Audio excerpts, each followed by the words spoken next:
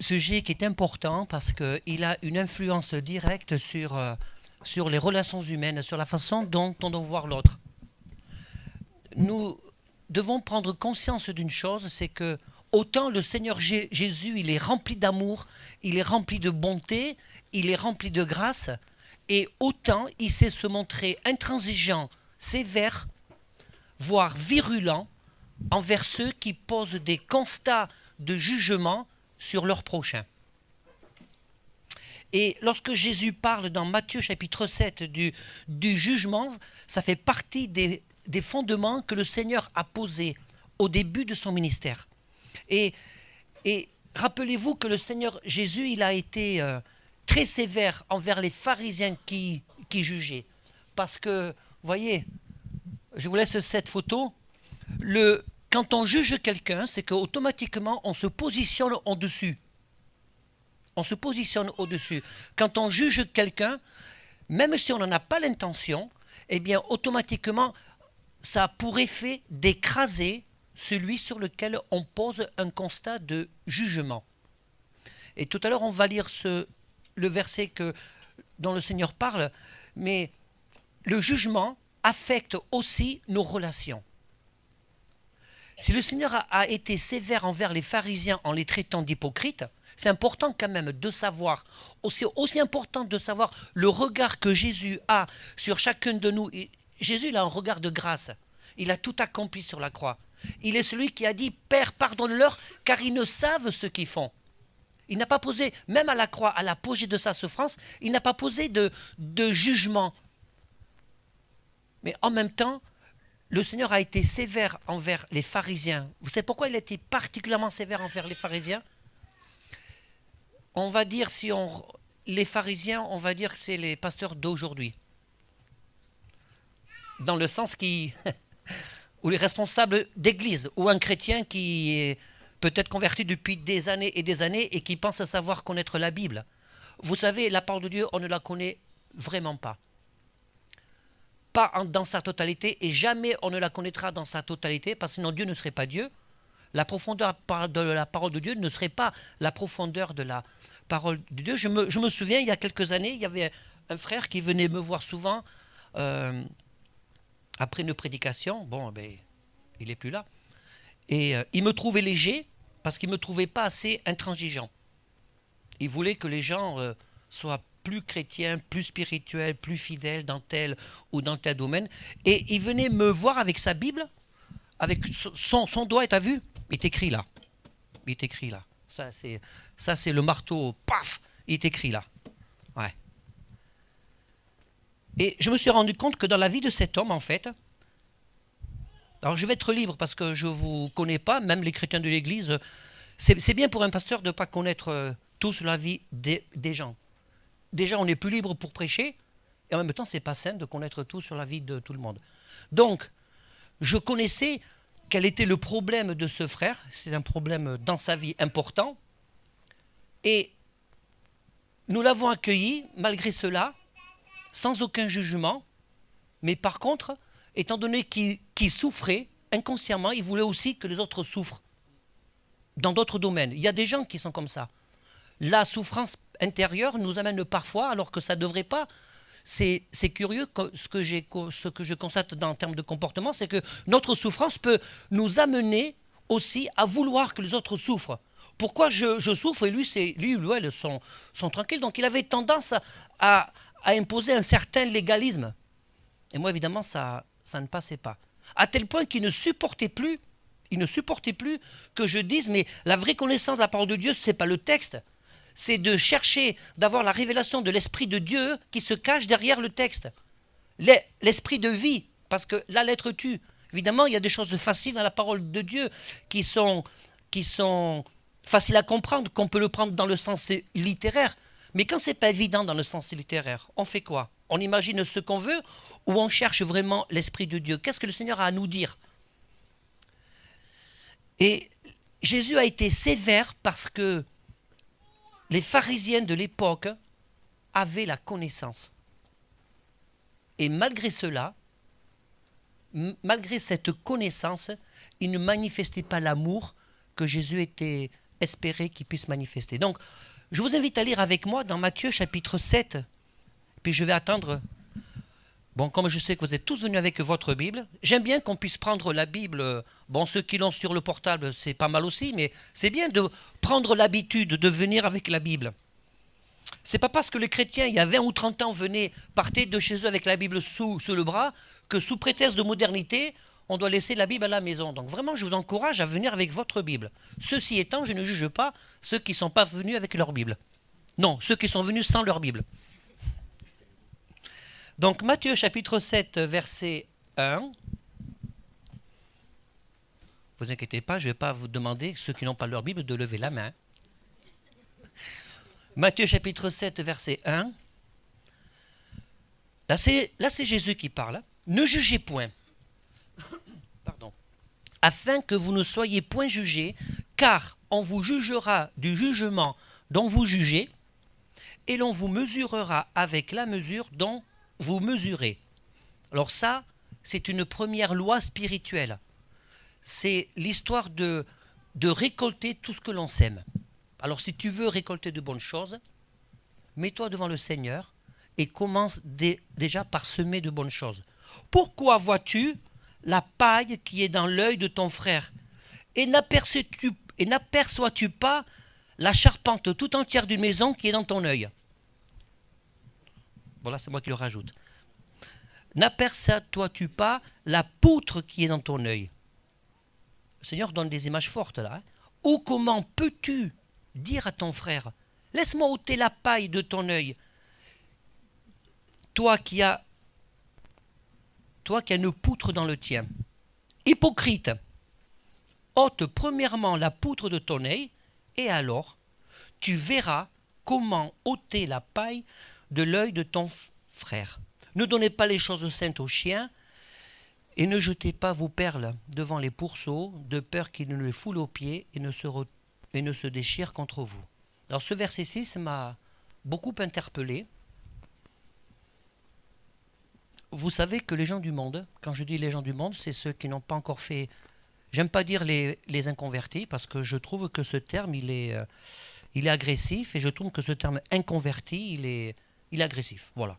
Donc je préfère parler de... C'est plus long, mais c'est plus doux, me semble-t-il, et je préfère parler de ceux qui n'ont pas encore expérimenté Jésus-Christ comme sauveur. Voilà. Donc, les gens qui n'ont pas expérimenté Jésus-Christ comme sauveur, vous savez, qui sont sensibles, même s'ils n'ont pas le Saint-Esprit, ils sont sensibles lorsqu'ils se sentent jugés. Il y a un endroit sur terre où le jugement doit être banni, ne doit pas avoir sa place, c'est bien dans le corps de Christ. C'est bien dans le corps de Christ. Amen. C'est bien dans le corps de Christ. Et si ce n'est pas le cas, nous devons nous remettre en question, nous repositionner devant Dieu et se demander pourquoi. Lorsque des gens jugent, c'est parce qu'il y a quelque chose, quelque chose qui a été perdu en cours de route dans le cheminement de la vie chrétienne. C'est beaucoup plus confortable de se positionner en tant que juge que plutôt de rester simplement des frères et des sœurs observateurs et de se dire, eh bien, plutôt que de juger, je vais me mettre dans le Seigneur, je vais prier, je vais encourager. Parce que là, je vois que le Seigneur, il est quand même dur. Parce qu'il emploie le mot hypocrite. Et c'est un mot qui était réservé aux religieux de l'époque. J'aime dire que, bon, on s'appelle l'Église protestante Parole de Vie parce que ça serait une aberration de nier que nous sommes tous des protestants. Il faut relire l'histoire. On est des enfants issus de la Réforme. Et Parole de Vie parce que c'est important de manifester, de proclamer cette parole de vie. Bon, si la Réforme, ça s'appelait Tartampion, on serait Église Tartampion, Parole de Vie. Voilà. Mais j'aime dire que, même en tant que pasteur, je ne vis pas, je ne parle pas de la foi protestante, je ne parle pas de la religion protestante, mais de la foi en Jésus. C'est pas pareil. C'est beaucoup moins abstrait. Et souvent, quand on s'enferme dans des espèces de dogmes, dans des habitudes, dans des coutumes, dans des processus qui sont liés à des systèmes d'église, à des systèmes de fédération, on oublie de se poser la question, ma façon de fonctionner est-elle bonne? Ma façon de penser, mon mode de pensée me permet-il toujours de manifester le caractère de Jésus? Parce que c'est de ça dont il est question. Et si Dieu est sévère, malgré son amour, envers ceux qui osent juger, poser un constat de jugement, parce qu'en posant un constat de jugement, eh bien c'est une condamnation qu'on met sur la vie de l'autre. C'est une condamnation.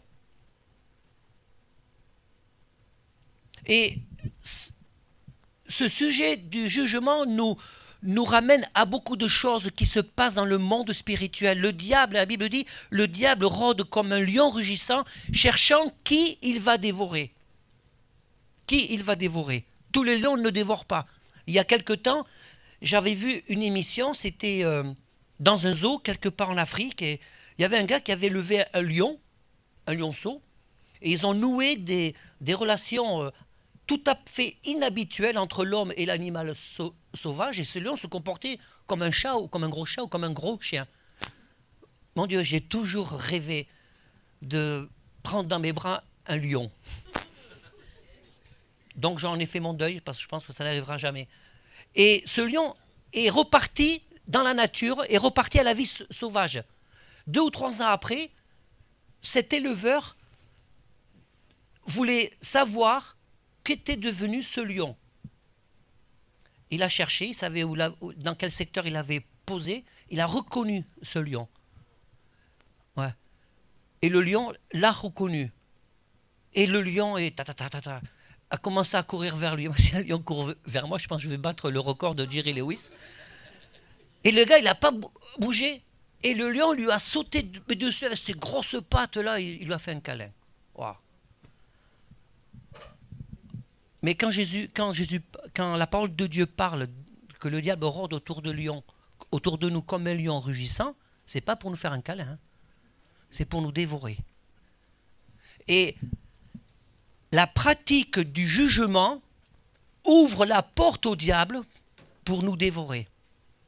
Parce que nous lui donnons accès à des aspects, à des éléments de notre vie.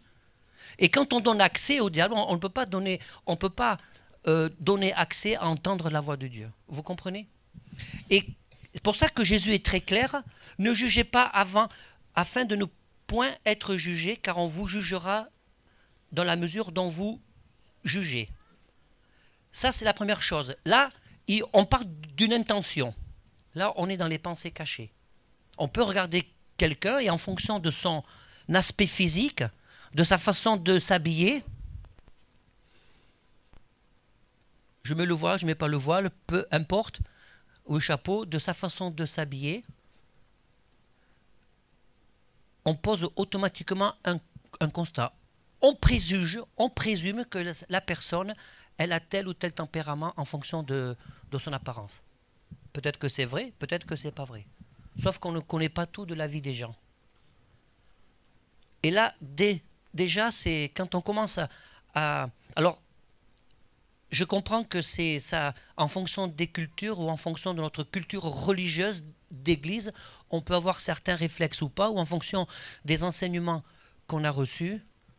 Mais vous savez que l'église, elle est remplie de gens qui ont besoin de progresser dans la foi à des niveaux différents. Et n'oubliez pas que tout ce qui concerne le domaine du péché, il n'y a pas aux yeux de Dieu de hiérarchie.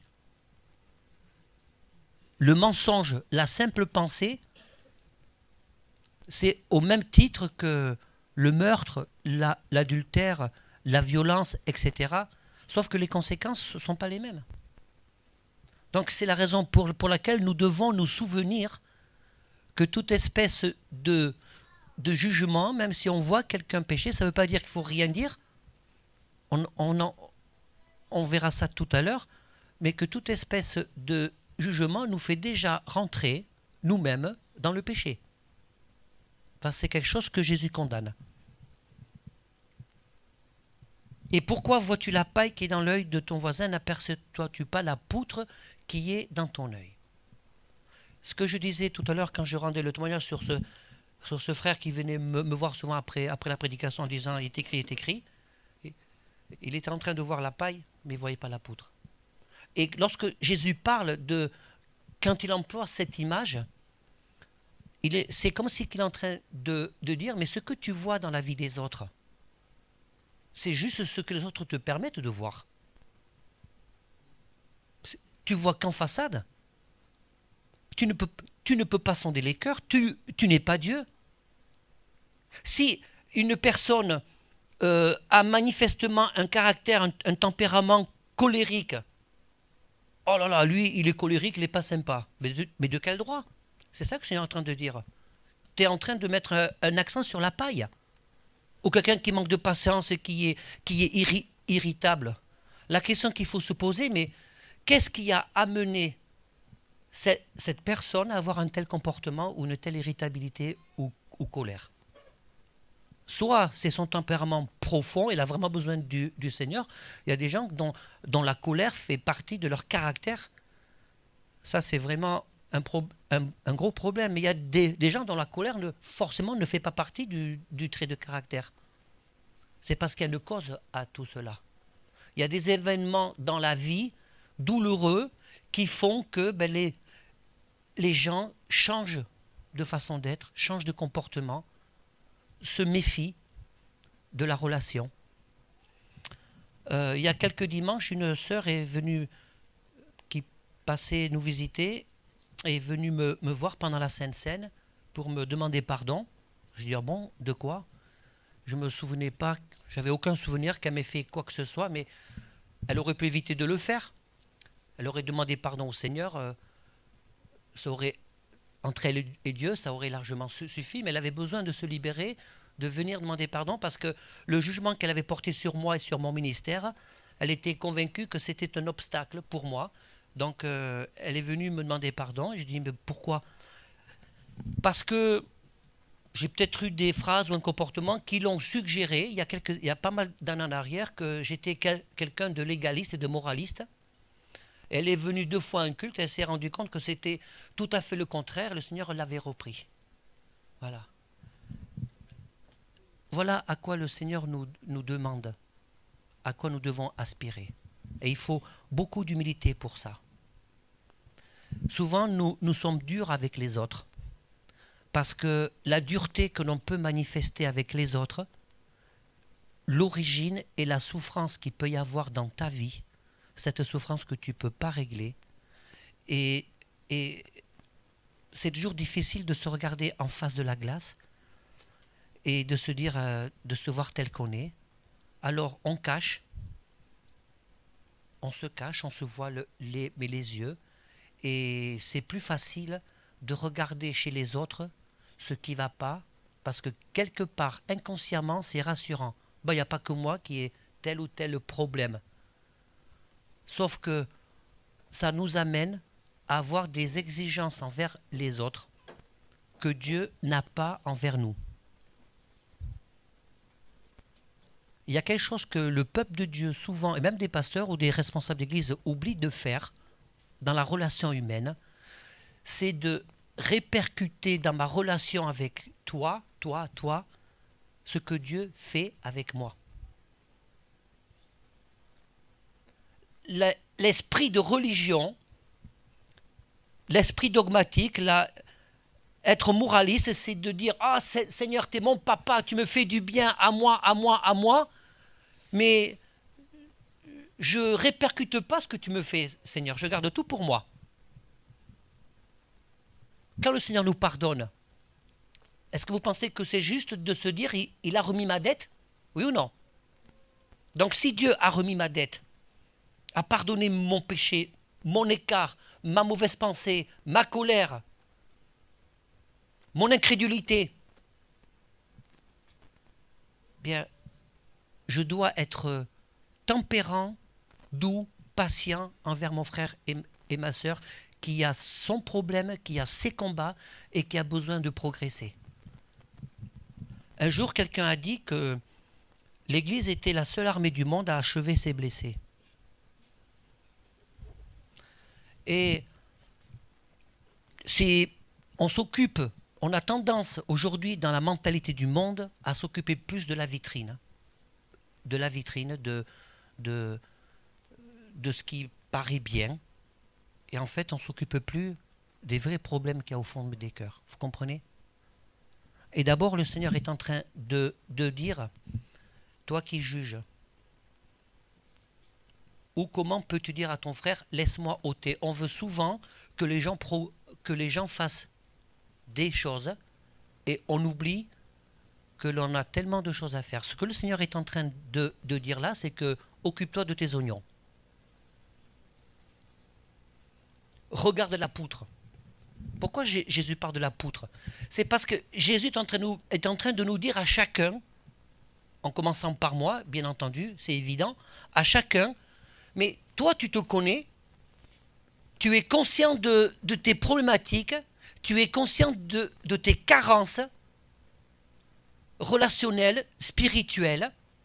Alors occupe-toi, tu as déjà beaucoup à faire en te remettant devant le Seigneur, en changeant de voie. Dieu nous appelle dans toute la parole de Dieu, change de voie, c'est prends la décision.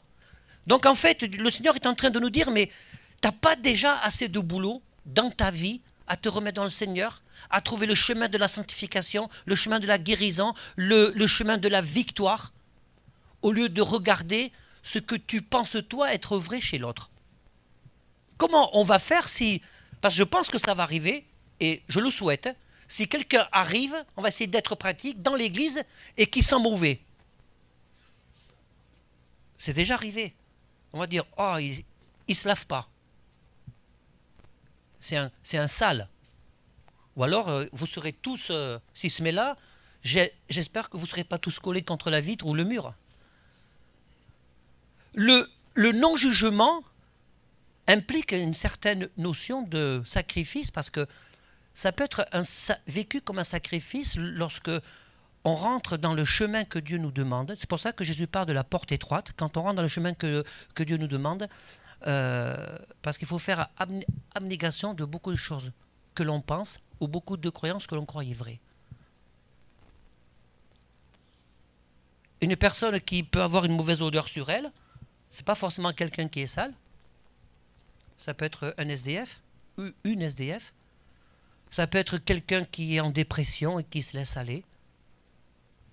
Ça peut être plein de choses. Donc pas de jugement.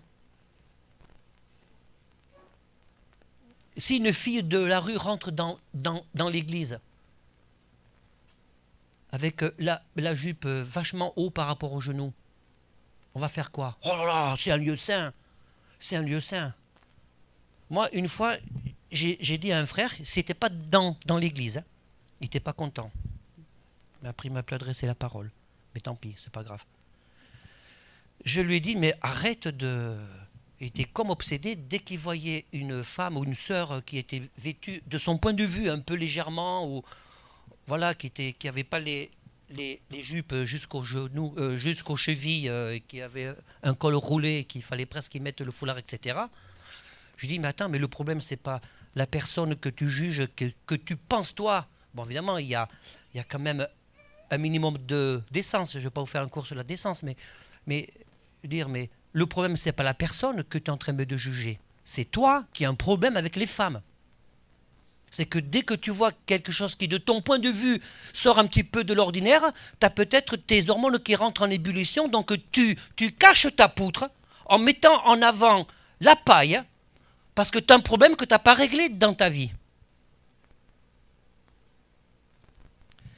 C'est comme la tentation.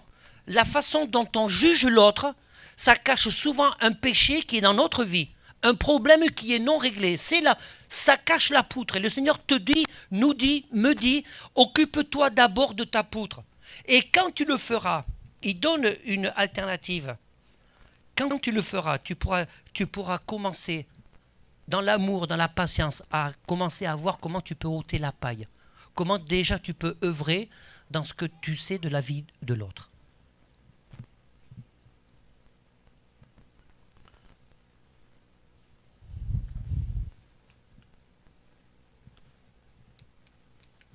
Ah, ça marche plus.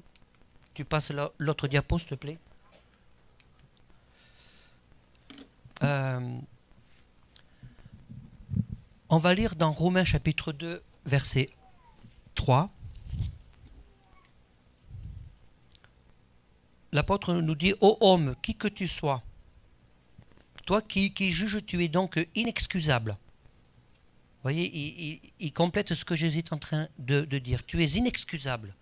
Parce que là, le public qui reçoit cet enseignement dans Romains, c'est des chrétiens. Donc il dit, tu es inexcusable. Car en jugeant les autres, tu te condamnes toi-même, puisque toi qui juges, tu fais les mêmes choses. Nous savons en effet que le jugement de Dieu contre ceux qui commettent de telles choses est selon la vérité. Et penses-tu aux hommes qui jugent ceux qui commettent de telles choses et qui les fait, que tu échapperas au jugement de Dieu, ou méprises-tu les richesses de sa bonté, de sa patience et de sa reconnaissance? Ne reconnaissant pas que la bonté de Dieu te pousse à la repentance, mais par ton endurcissement et par ton cœur impénitent, tu t'amasses un trésor de colère pour le jour de la colère, de la manifestation du juste jugement de Dieu. Il y a quelque chose qui est intéressant dans ce passage, c'est qu'il est parlé de la dureté de cœur. Ceux qui sont prompts au jugement manifestent une certaine dureté de cœur. Il y a quelque temps, je reçois un coup de téléphone. Allô, vous êtes le pasteur Paul Brandao? Je dis oui. Il me dit voilà, il voulait connaître les horaires de l'église, comment ça se passait, etc. Et je lui ai dit. Puis il me dit voilà, parce que je suis chrétien depuis longtemps et puis je cherche à me marier. C'est pour ça que je vais venir à l'église. Je fais les églises parce que je cherche à me marier. Alors celle-là, on ne me l'a jamais fait. Il n'est pas venu. Parce que j'ai appelé son pasteur, j'ai réussi à savoir qui il était, donc j'ai appelé son pasteur, je lui ai laissé un message. C'est quelque part une église dans la région. Et en fait, cet homme-là, alors je lui ai quand même dit, ok, on va vous accueillir avec plaisir, mais il faut quand même savoir que l'église, ce n'est pas une agence matrimoniale. Hein? Voilà, je me suis dit, oh là là. J'ai souvent dit au Seigneur, on est tellement content d'être des instruments pour que les gens soient restaurés, guéris, mais là, Seigneur, je ne sais pas trop qui. Je me sens un peu démuni face à. Et donc, j'ai appris, il a été honnête, et j'ai appris que c'est quelqu'un qui était chrétien depuis longtemps, qui fait même des kilomètres pour aller à son église quelque part sur Bordeaux. Et en fait, il vivait en concubinage avec une personne. Le pasteur de cette église est allé le voir, a exercé une espèce de jugement, est allé le voir et il lui a dit que, Bible en main, que c'était pas bien le concubinage. Donc qu'il fallait se séparer de avec cette dame. Et il l'a fait. Et après, le pasteur, il ne comprend pas pourquoi l'autre est tombé en dépression et qui cherche absolument une chrétienne qui fait toutes les églises. Lol. Et j'ai rien dit parce que j'avais rien à dire. Alors, évidemment, l'idéal, frères et sœurs, c'est que tout le monde soit marié selon les normes, etc. Mais si quelqu'un est en concubinage ou n'est pas marié, c'est quoi le plus important? De soigner la vitrine? De raboter la petite paille qui dépasse? Ou plutôt d'amener les gens vers Jésus, à la connaissance de Jésus, d'amener les gens à la croix et de laisser faire, de grâce, laisser faire Dieu son travail. Voilà. Être dans l'accompagnement. Bien sûr que par rapport à nos valeurs chrétiennes, on préfère que les gens soient mariés. Mais si ce n'est pas le cas, on fait quoi? C'est un scandale de séparer quelqu'un. Bon, c'est un autre sujet, mais vous savez, le mariage, c'est pas toujours que quand on passe à la mairie. Mais ce que je veux dire, c'est que c'était quoi le plus important? C'est d'amener les gens à la croix. Je me souviens, il y avait un couple dans l'église, ils n'étaient pas mariés, parce qu'il y avait pas parce qu'ils ne voulaient pas, parce que simplement, il y avait des impossibilités administratives, parce qu'une des personnes était suivie, donc je ne peux pas rentrer dans les détails. Et, euh, et, cette, et cette dame, elle faisait le culte à Marie. Et j'ai entamé avec eux, lui il était chrétien déjà, et j'ai entamé avec eux une série d'études sur la formation du disciple. Et quand elle m'a dit qu'elle faisait le culte à Marie, je n'ai pas dit « Oh là là là là là là !» Ça, si, je l'ai dit dans mon cœur. Et je me suis dit, je vais faire quoi? Je vais poser un constat de jugement, dire « Non, c'est pas bien, là, non, non, non. » J'ai fait un autre choix, qui est beaucoup plus frustrant, mais qui est meilleur, sur du moyen ou du long terme. À aucun moment, je lui ai dit, bibliquement, verset à l'appui, tatati, tatata, non. J'ai continué à l'enseigner sur Jésus. Et 3-4 mois après, elle est venue me voir, elle m'a dit, ça y est, j'ai compris. Jésus est le chemin, la vérité et la vie. Et nul ne vient au Père que par lui. Amen. Quand j'ai parlé d'abnégation, c'est que c'est... J'en ai fait le deuil. Vous savez que dans la vie, il faut faire des deuils. Voilà. Et j'ai fait le deuil de vouloir que les gens progressent à la vitesse qui me paraît bien. Parce que ma vitesse n'est pas la vôtre n'est pas la mienne.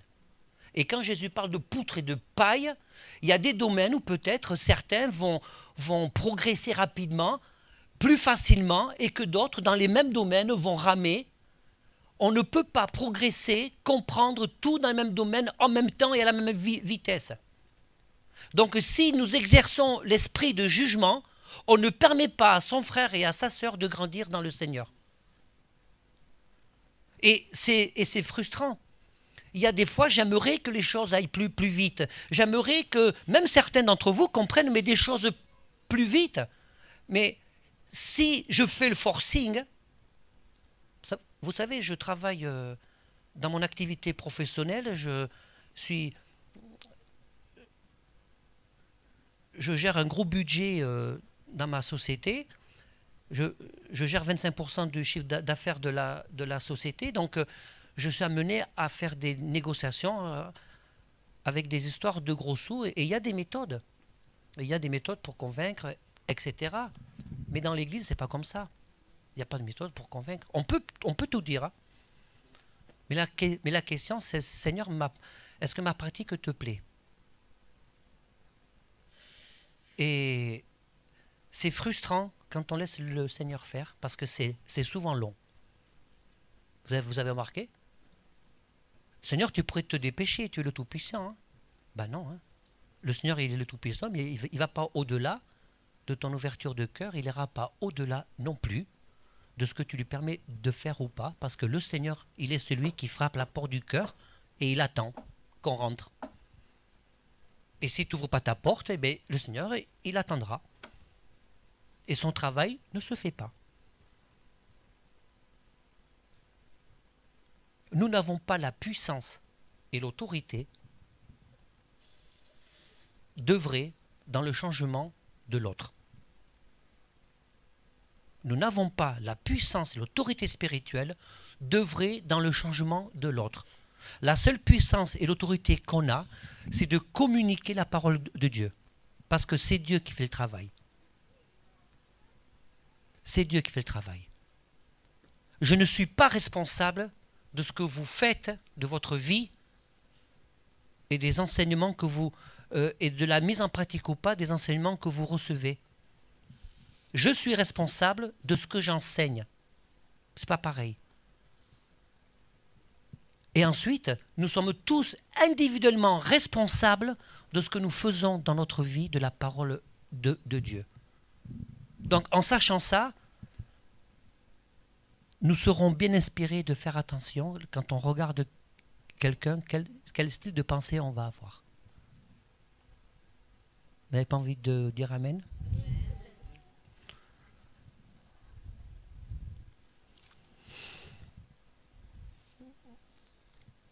Je vais terminer en lisant Romains 14, verset 1. Accueillez celui qui est faible dans la foi, et ne discutez pas des opinions. Vous connaissez la suite, tel croit pouvoir manger de tout, tel autre. Bon là, il s'agissait d'une certaine façon de vivre. Accueillez celui qui est faible dans la foi. Vous savez, dans la parole, dans le Nouveau Testament, il y a une loi spirituelle. Tout est fait pour le confort du faible. Tout est fait pour le confort du faible. La façon dont le corps de Christ doit fonctionner, on doit tenir compte de celui qui est faible, qui a besoin d'être entouré. Ça, c'est la loi de Dieu. La loi du monde, c'est d'oublier le faible parce qu'il n'est pas intéressant, et c'est de s'occuper de ceux qui ont des capacités, qui ont des postes clés dans l'Église, parce que les choses doivent avancer. Moi, quand je regarde la parole de Dieu, c'est tout à fait le contraire. Et c'est plus compliqué, peut-être, humainement, de s'attacher à ce qui nous paraît plus faible. Mais quand on est au clair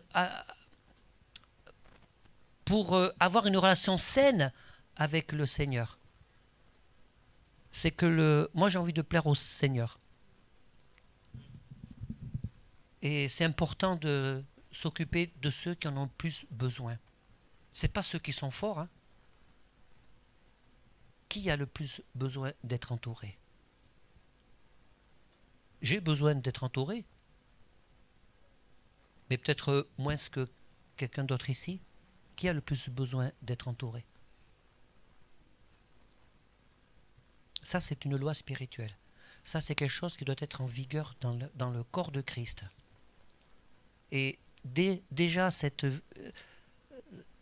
vision des choses, quand on rentre dedans, c'est quand même, me semble-t-il, un garde-fou pour nous empêcher nous-mêmes de rentrer dans un esprit de jugement. Alors, je fais une petite parenthèse. Il y a des choses que l'on peut juger. On peut juger des actions, pas les gens. C'est le même principe spirituel quand Dieu dit « j'aime le pécheur, mais je hais le péché ». Il fait la différence. Les gens du monde ne font pas la différence. Et parfois, dans le corps de Christ, il n'y a pas de différence qui est faite aussi. Dieu aime les pécheurs, mais il n'aime pas le péché. Donc si Dieu aime les pécheurs et que ça a déclenché Jean 3,16, ça, toute la Bible elle est basée sur Jean 3,16. Hein. Moi j'aime bien le dire, ça fait simpliste, oui, mais c'est ça la base. Billy Graham est parti avec le Seigneur. J'avais partagé sur la page Facebook cette émission que vous vous rappelez dans les années 80 quand il est venu en France. C'était en 85 ou en 87. 86, voilà. Parce que comme j'ai eu mon permis en 85, je me souvenais que j'avais été le voir à Tarbes. Et vous vous rappelez avec PPDA, Patrick Poivre d'Arvor, en 2 minutes? Voilà. Ça, vous tapez Billy Graham PPDA sur YouTube et vous allez trouver la séquence, l'extrait de la vidéo. PPDA dit, eh bien, montrez-nous en 2 minutes pourquoi Dieu existe. Il a prêché l'évangile, je crois que c'était sur Antenne 2 à l'époque, il a prêché l'évangile en 2 minutes, un gars comme Billy Graham, Jean 3,16. Voilà, Jean 3,16. À combien plus forte raison si quelqu'un se sent repris ce matin, on va prendre la Sainte Seine, je vous demande de vous lever, si quelqu'un se sent repris ce matin, si Dieu il a accepté de se séparer de Jésus au moment de la crucifixion à cause du péché de l'humanité, à combien plus forte raison le Seigneur veut t'accueillir, te restaurer ce matin en tant qu'enfant de Dieu. Ça, c'est notre privilège en tant que chrétien né de nouveau. Vous ne croyez pas? Voilà, c'est en tant que privilège. Au verset 7, dans Matthieu, Jésus termine par... Jésus fait une petite conclusion, il encourage à la prière, parce que ce qui suit, c'est quand il dit ces fameux versets que l'on connaît par cœur, demandez, on vous donnera, cherchez, vous trouverez, frappez, l'on vous ouvrira, car quiconque demande reçoit, celui qui cherche trouve. et l'on ouvre à celui qui frappe. Qu'est-ce que tu as envie de demander ce matin au Seigneur? Je voudrais passer la diapo. Je vous avais trouvé deux dessins. C'est la diapo suivante, s'il te plaît. Voilà. Voilà. Voilà ce que le Seigneur voudrait que l'on fasse, que l'on pose le marteau du jugement et qu'on se prenne dans les bras et qu'on s'occupe de ceux qui en ont le plus besoin. Voilà. Gloire à toi, Jésus. On a vraiment besoin de s'humilier sous la puissante main du Seigneur. Puissante main qui n'écrase pas, mais qui restaure. On a tout à gagner. On a besoin de faire une certaine abnégation de ce que l'on croit, être bien ou pas bien. Tellement de gens sont en souffrance. Qu'est-ce que tu connais de la vie de l'autre? Qu'est-ce que t'en sais? Qu'est-ce que... y a des gens qui sont pas bien dans leur tête, pas bien dans leur âme. Ça les amène à faire des choses pas bien, peut-être à commettre des péchés. J'ai envie de dire, et alors? Attention, ne me faites pas dire ce que j'ai pas dit, je ne suis pas en train de justifier le péché. Je dis, mais et alors? Et qu'est-ce qu'on fait avec ça? On ferme la porte, on passe le produit vitre pour que la vitrine soit impeccable. Dans mon travail, je fais du coaching commercial, parce qu'on fabrique des produits d'hygiène pour l'alimentaire. Parfois, je rentre dans des magasins, des super beaux magasins, surtout en région parisienne, magasins de boulangerie-pâtisserie ou des restaurants. Donc je rentre évidemment dans les labos, derrière, c'est vraiment pas l'image du magasin. C'est ouf. C'est sale. Les processus d'hygiène, les bonnes pratiques d'hygiène ne sont pas respectés. Ah, le magasin il est beau, c'est nickel. Mais derrière, c'est sale. Une fois, on m'a même proposé un café, j'ai refusé. Je me chopais des aftes, il faut que je fasse gaffe. Et parfois, on veut que l'église soit comme ça. Beau magasin, tout impeccable, qu'on fonctionne presque comme des pros. Et finalement, il n'y a rien qui change dans le cœur des gens. On ne vient pas à l'église, on vient pas à l'église comme un supermarché, on ne vient pas à l'église voir le spectacle, on ne vient pas à l'église voir le pasteur faire un show. On vient à l'église simplement pour grandir et ouvrir notre cœur. On vient à l'église pour dire, Seigneur, pardon, je m'humilie devant toi. Bertie Nadège pouvait venir et voilà ce que le Seigneur veut, c'est qu'on se prenne dans les bras. Et je crois que ce matin, nous sommes tous concernés par ce message. Je vais vous dire pourquoi. Soit tu as été victime d'un jugement que quelqu'un a prononcé sur ta vie, un regard qui t'a blessé, qui t'a meurtri, et tu rumines ça. Le Seigneur veut te libérer ce matin. Soit toi-même, tu as jugé quelqu'un, et peut-être que le Seigneur t'éclaire ce matin, et dire, Seigneur, mais comment je vais faire? J'ai fait du mal à quelqu'un, je l'ai jugé, je me suis positionné au-dessus, et mon jugement a écrasé la personne. Et ça, ce n'est pas ta volonté. Alors, qu'est-ce que je fais avec ça? Ne te prive pas de prendre la Sainte Seine, parce que si tu t'en prives, tu ne vas pas régler ton problème. Le Seigneur regarde au cœur. Et ce que le Seigneur veut, c'est que d'abord, dans ton cœur, tu dises, Seigneur, pardon. Si j'ai jugé quelqu'un, je te demande vraiment pardon de tout mon cœur. Si j'ai jugé quelqu'un, je te demande pardon. Vous savez qu'il y a des prières que Dieu répond très rapidement, qui sont vraiment selon sa volonté. 1 Jean chapitre 5, verset 14. Si tu demandes quelque chose selon la volonté de Dieu, il te l'a déjà accordé avant même que tu le lui demandes. Et il y a quelque chose qui est selon la volonté de Dieu, c'est quand on fait des prières qui nous rapprochent du cœur de Dieu et qui nous amènent à avoir le comportement que Dieu veut qu'on ait. Donc, si tu dis, Seigneur, je te demande pardon parce que j'ai jugé quelqu'un, je n'ai pas été en bénédiction à cause de mon esprit, de mon état de jugement, je te demande pardon, Seigneur. Permets que je puisse rencontrer cette personne pour lui demander pardon. Et l'affaire sera réglée. Je vous assure que Dieu le fera. vous prenez le risque. Je ne veux pas vous demander de lever les mains ni rien, mais je vous mets au défi de le faire. Vous pourrez rendre témoignage parce que c'est pas une tare. Je veux dire, si quelqu'un exerçait le jugement, c'est pas plus pire. Selon la loi spirituelle du Seigneur, c'est pas plus pire que d'avoir une mauvaise pensée cachée et puis de manifester un comportement hypocrite. Mais c'est pour rendre témoignage que le Dieu, c'est lui qui restaure. Frères et sœurs, on va prendre le repas du Seigneur et vraiment que dans cette sainte scène, ça puisse être encore un nouveau départ. La vie de chrétien est jalonnée d'étapes qui constituent un nouveau départ. Le juste vivra par sa foi. Tu peux vivre par la foi. Souvent, ce verset est mal compris parce qu'on l'attribue à des besoins matériels. Faut arrêter à ce que tout tourne autour de l'argent.